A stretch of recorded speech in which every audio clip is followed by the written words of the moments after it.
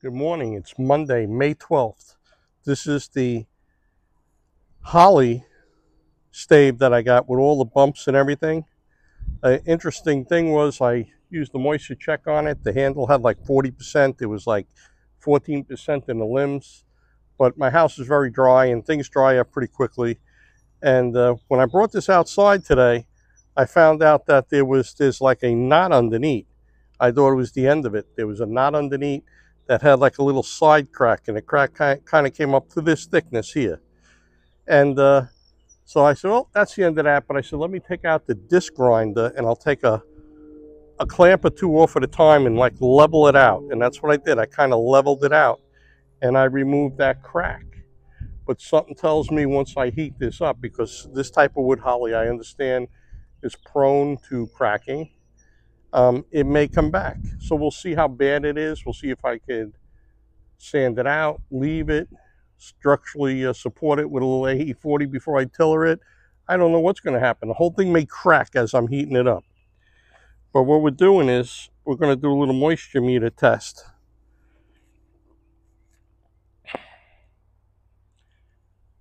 Okay, because we did it right after we steamed it. It was very high. So this is 9%. So for fire hardening, in that handle usually has more moisture. Let's see what we got here. We got 8%. So this is all acceptable for fire hardening today. 6.9%, okay? So I just wanted to show you that I wouldn't fire harden it with all that moisture, but steaming, I understand, can do two things. You could either add moisture or take out moisture. I really don't understand the principle behind it or why, but this one was really loaded with moisture last night. You could look at the video I had on shaping it, the video prior to this one. So today for fire hardening, it's acceptable. I have the expandable jig. I adjusted it so that the limbs are covered. I have a little more tapered up on the ends, and you'll never get the knots out. You'll never get these bumps out. These bumps are going to be part of the bow. That's it. Like, you know how you have a snaky character bow? Well, the back of the bow is going to be like this, but the belly of the bow, you see how nice the belly of the bow is? When we flex it, when we remove material on the belly with the yardstick and get it to bend, we want a perfect bend on the belly, and we don't care what the back of the bow looks like. It could look like dinosaur humps. Really don't care. And the idea is just to get it to my draw length, which is only 26.5, and make a shootable bow. And once again, the wood, how it compares, because it flexed and everything yesterday, but then again, it was loaded with moisture. To me, it appeared to be like a red oak. So if we successfully tiller this, if we successfully fire harden this and get it to tiller, we'll see how it compares to the red oak bow. All right, let me get this started. I'm going to leave it up a little higher for about 15 minutes or so, even though I'm happy with the moisture content. I'm going to leave it up for about 15 minutes or so, then drop it down and cook it.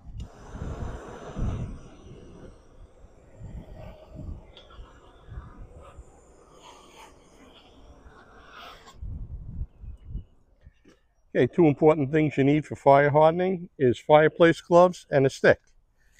Okay, I have foil here, and the foil at the ends, I have foil crumbled up underneath, and I use the stick to not only knock off ash, but to make the coals tapered so they're even with the limbs.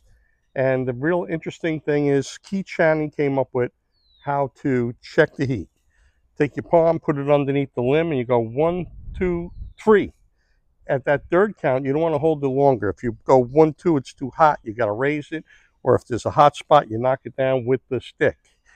Okay, I tried different things. I tried measuring from the coals to the belly of the bow, and you can't do that because temperature changes that height. Wind changes that height. There's too many variables. You can't use a thermometer because the thermometer, if you leave it for just a fraction of a second more, it goes up. It'll go to the heat of the coals, to the temperature of the coals if you leave it too long. So that's really that. And with this, when you have something with a lot of bumps on the back, All you're going to do is, you know how I always check to see that the clamps are tight? I'm not tightening this up. I'm just making sure the clamps don't fall off. I'm not putting hardly any pressure. I just want to make sure that these clamps here don't fall off, okay? So time isn't really important, but I always fire harden for 2 hours. So we had a start time of around 11 o'clock is the start time. And every half hour, I'm going to pick it up and I'm going to show you what the bottom looks like. Okay, so this is prone to cracking. We're going to see. It's an experimental bow.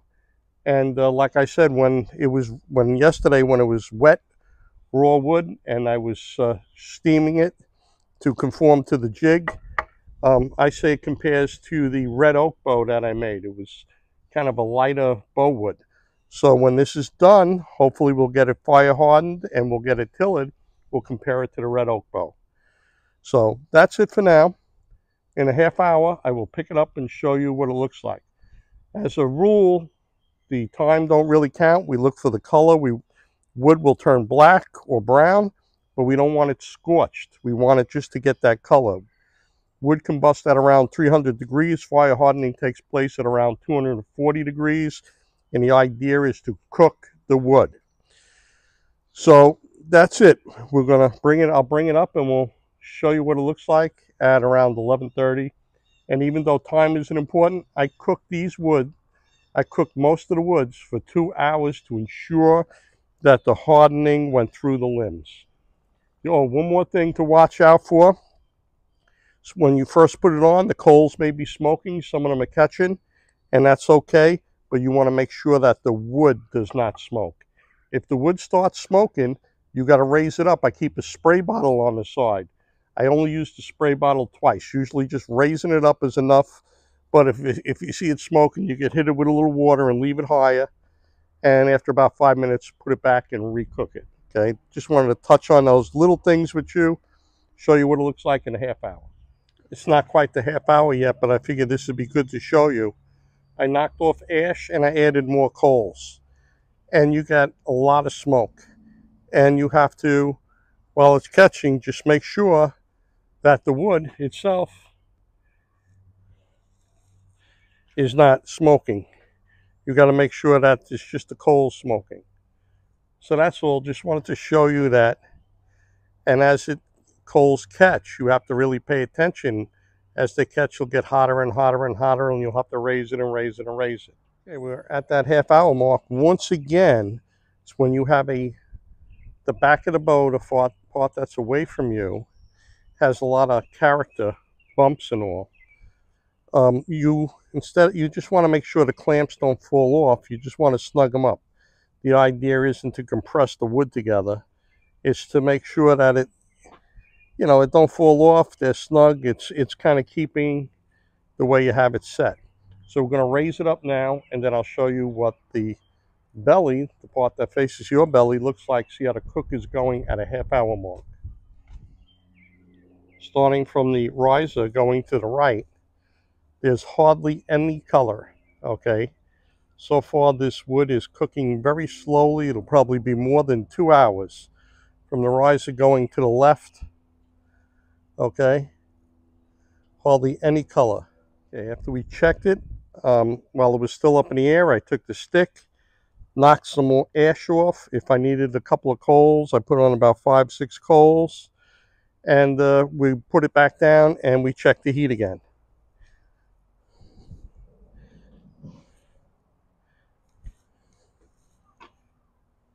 Okay, we'll show you in another half hour, which will be the hour mark, what it looks like. We're at that hour mark. I moved the clamps over about 1 inch.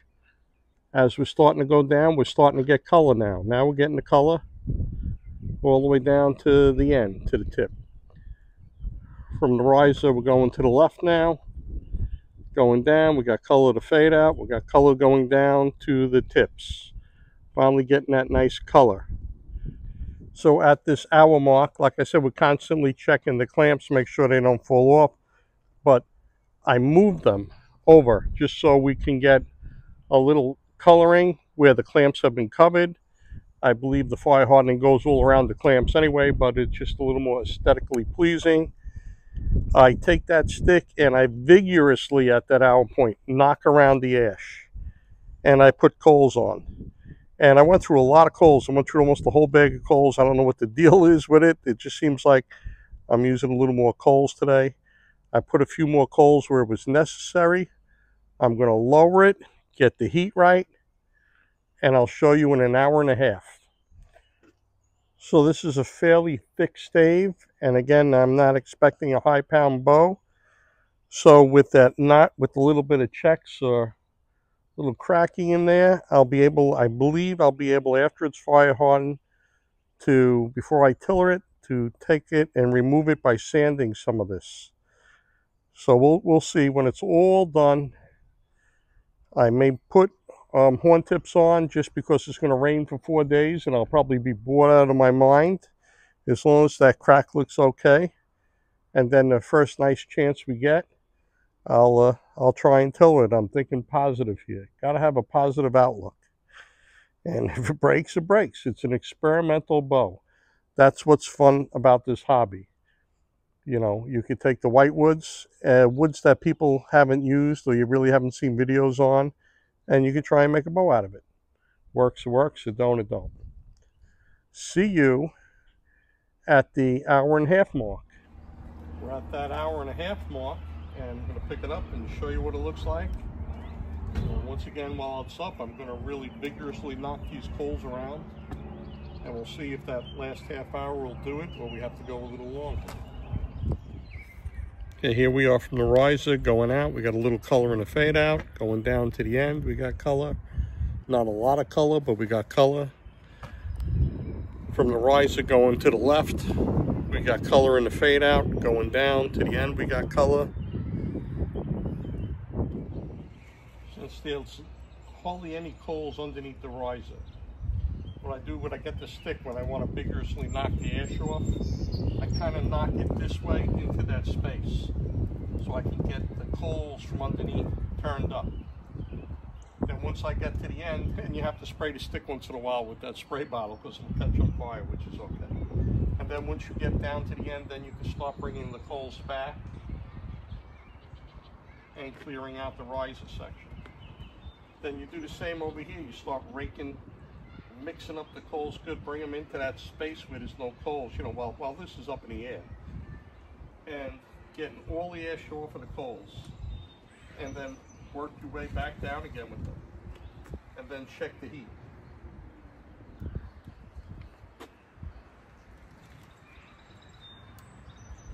Okay, so there was only a few coals left. I used up the rest of the coals. And the 2 hour mark is like 20 minutes. We'll check it. And I may vigorously knock around these coals again and cook it for at least another half hour too. It depends on what it looks like.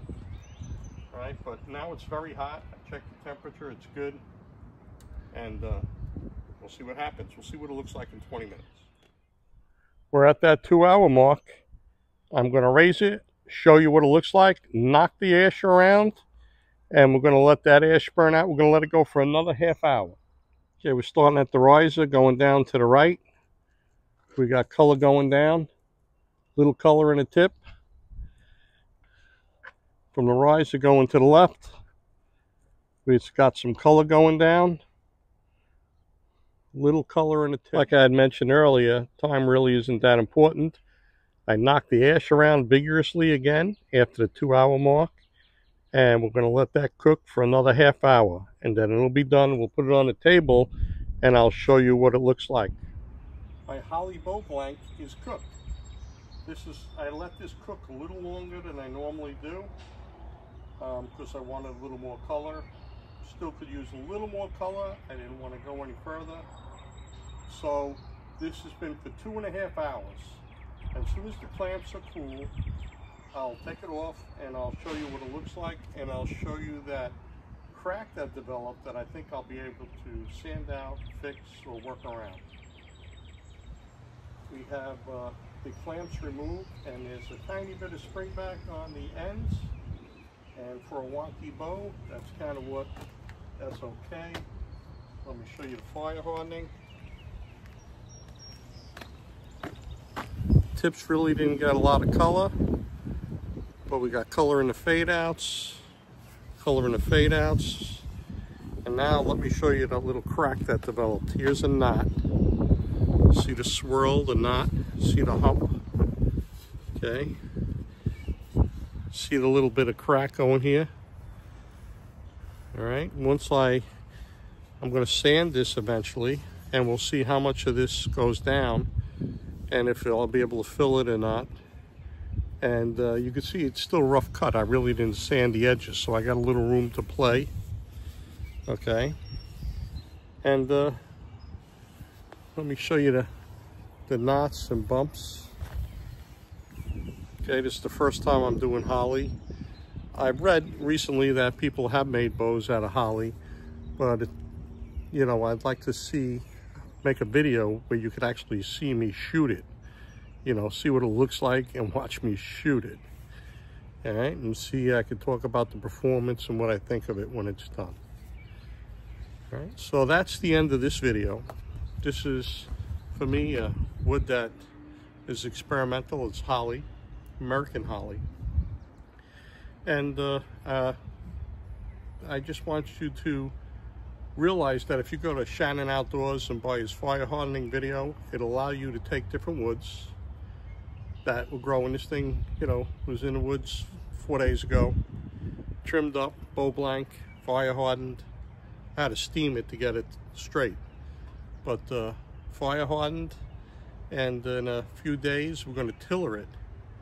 Okay, so let me show you one more thing that's important about this. All right, you have to get, whenever you fire harden or heavy heat treat, all of the moisture comes out. So what you have to do is hydrate it. Look at this wet rag, see it dripping? Okay, we're going to put moisture back in. Look, dripping, soaking wet. I'm going to do this a few times during the afternoon, during the evening before I put it in. I'm going to try and get some moisture back in here. Okay. I have a lot of other projects to do because we got rain, you know, for the next 4 days or whatever. I don't know when I'm going to be able to sneak in the morning or afternoon, see if I could start the tiller. But I have projects I got to do today. So it's very important that you hydrate the wood over and over and over again to try and get some moisture back in. So that's the end of this holly fire hardening video. Okay, still don't know if it's going to be a success or failure, but it is what it is. I'm very happy. This is my hobby, trial and error. I love it. Okay, every morning that you wake up is a great morning. Try to make the best of it. Get out and do something. Shoot your bow. Make a bow. All right? Life is good. Enjoy it. Make the best out of it. Thanks for watching. It's later on in the evening, and I had a lot of work to do. I had these 2 tremendous logs I got from a tree guy. They were at least 16 inches and a few hundred pounds, and I used a chainsaw and wedges, and I managed to cut them in half, which for you young guys may seem like, oh, that's nothing. But for me, 66, let me tell you something, it was a lot of hard work. And they're split in half, and I think I could get thirds out of each one of those halves and make nice bows out of most of them. There might be 1 or 2 that have bad knots, but we'll see. But I got so much work ahead of me. So I'm all done, and I took out the belt sander, and I sanded this bow blank that's fire hardened. And let me see if I can find where here's that knot where there was a crack. See the little hairline crack? That's all that's left. And there's a side and a swirl. And I'm just going to put a little AE40 in there. And that's it. I cleaned it up. I shaped it up. Here's the profile. Hey, if you could look at it, it looks fairly straight. And the next will be the tillering video. But I couldn't end this one without showing you that right here there's a lot of meat where that hump is. And that's where that crack is. And I think it's going to be fine, but we'll never know until we tiller it. So stay tuned for the Holly tillering video coming up. Thanks for watching.